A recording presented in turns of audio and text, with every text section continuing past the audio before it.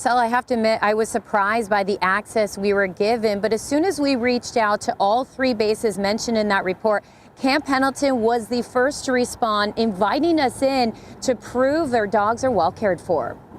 This is basically our enrichment yards where the dogs can go in there and they're just dogs.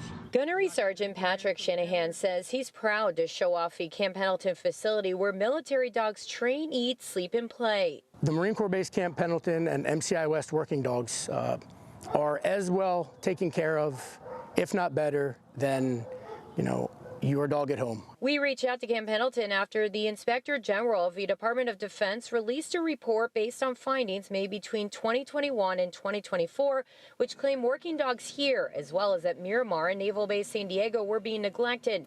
Specifically, at Miramar and Naval Base San Diego, investigators found dogs were kept in open-air cages with no protection from prolonged excessive heat or cold. In addition, dogs at Miramar and Camp Pendleton reportedly got wet when it rained and were forced to stay in standing water. The reports also mentioned disease and solid waste backup when it rains, exposing dogs to raw sewage. We do have the ability to keep the dogs out of the rain. These go up and down. Gunnery Sergeant Shanahan showed us the kennels, which she says are protected, cleaned regularly, and have both air and heat. He also shared images of their new veterinary clinic, which opened in January. Oh, release my dog. No. Get him. The report also revealed a lack of the required 5 hours of physical activity, social and cognitive enrichment per day, saying at a base in Texas, for example, some dogs were walked just 10 minutes a day, 4 days a week or less.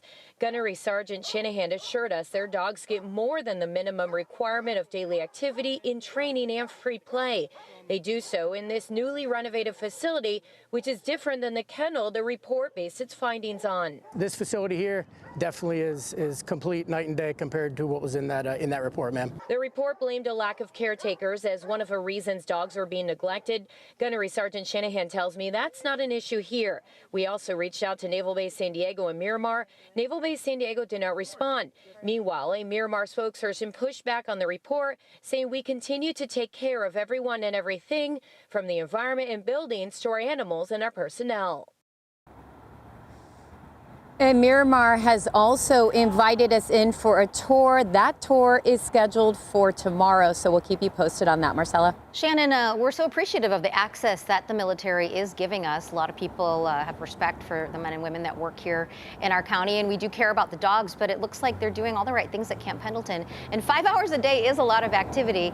But now that this report is out to ensure these dogs will continue to get the care they need, what happens next? It does sound like, for instance, the Camp Pendleton changes have been made.